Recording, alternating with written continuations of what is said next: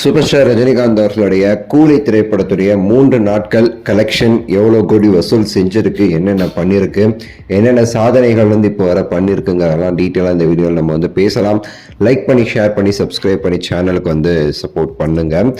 So கூலி 14ஆம் தேதி release ஆகி மிகப்பெரிய ஒரு வரவேற்போடு இன்னுமே பல இடங்கள்ல ஹவுஸ்ஃபுல் ஷோஸாக போய்கிட்டு இருக்கு. நம்ம பல தடவை சொன்ன மாதிரி இந்த 4 நாட்கள் டிக்கெட்ஸ் அப்படிங்கிறது ரொம்பவே சரி கம்மியான இடங்கள்ல தான் கிடைக்குது. கிடைச்சாலுமே அந்த தேட்டருடைய முன்னாடி இருக்கிற 2 ரோ அந்த மாதிரி தான் ஃப்ரீயா இருக்குது. மற்ற எல்லாமே பிளாக்டு ஃபுல் அண்ட் ஃபுல் படம் ஹவுஸ்ஃபுல் ஷோஸாக போய்கிட்டு இருக்குது. எல்லா மாநிலங்கள்லையுமே சரி, எல்லா மாவட்டங்கள்லையுமே சரி. ஸோ ஹிந்தியில் பார்த்தீங்கன்னா படத்திற்கான ரெஸ்பான்ஸுங்கிறது ரொம்ப ரொம்ப பயங்கரமாக இருக்கு. ஸோ நேற்றை வரை இன்னைக்கு பார்த்தீங்கன்னா எக்ஸ்ட்ரா 1000 ஷோ இன்க்ரீஸ் பண்ணியிருக்காங்க.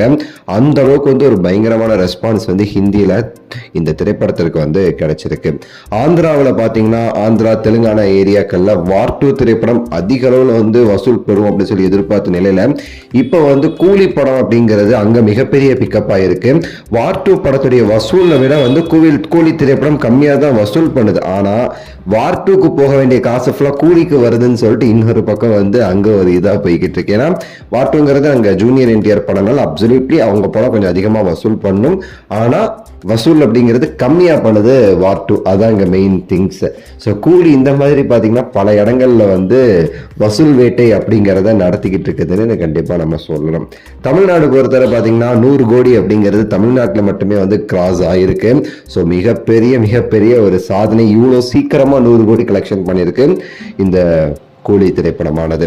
3 நாட்கள் மொத்தம் பாத்தீங்கன்னு வச்சுக்கோங்களேன் 410 கோடிகளுக்கு மேல இந்த திரைப்படம் அப்படிங்கிறது வசூல் செஞ்சிருக்கு. 415 கோடி கிட்ட சொல்றாங்க.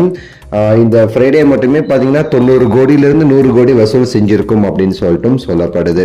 ஸோ 415 கோடி வசூல் செஞ்சனால பாத்தீங்கன்னா சூப்பர் ஸ்டார் அவர்களுடைய நண்பரான கமல்ஹாசன் அவர்கள் லோகேஷ் கனகராஜ் அவர்களுடைய முந்தைய அந்த விக்ரம் அந்த படத்துடைய மொத்த கலெக்ஷனை வெறும் 3 நாள்ல ஓட விட்டுருக்குன்னு சொல்லலாம். அது மட்டும் இல்லாம விஜய் அவர்களுடைய கோட் திரைப்படத்துடைய கலெக்ஷனுமே ஓட விட்டுருக்கு. தலைவருடைய படமான வேட்டையன் திரைப்படத்துடைய வசூலையுமே சரி முறியடிச்சிருக்கு. பொன்னியின் செல்வனுடைய வசூலையுமே முறியடிச்சிருச்சுன்னு சொல்றாங்க. நாளைக்கு அபிஷியலாவே அது ஃபுல்லா கன்ஃபார்ம் ஆயிடும். லியோ திரைப்படம் அதோட உண்மையான வசூல் 430 கோடியோ 480 கோடியோ தான். அதையும் இந்த ஞாயிற்றுக்கிழமையோட சேர்த்து சோழி முடிச்சிடும் அப்படின்னு சொல்லிட்டு சொல்லப்படுது. என்னதான் இந்த படத்திற்கு ஃபேக் ரிவ்யூஸ் பரப்பினாலுமே சரி படம் வெறித்தனமா போய்கிட்டு இருக்குங்கிறதுனா மாற்று கருத்தே கிடையாது. ஸோ உங்களுடைய கருத்து இந்த படம் குறித்து பார்த்துட்டீங்களா என்ன ஏதுங்கிறதுனா கீழே கமெண்ட்ஸ்ல சொல்லுங்க.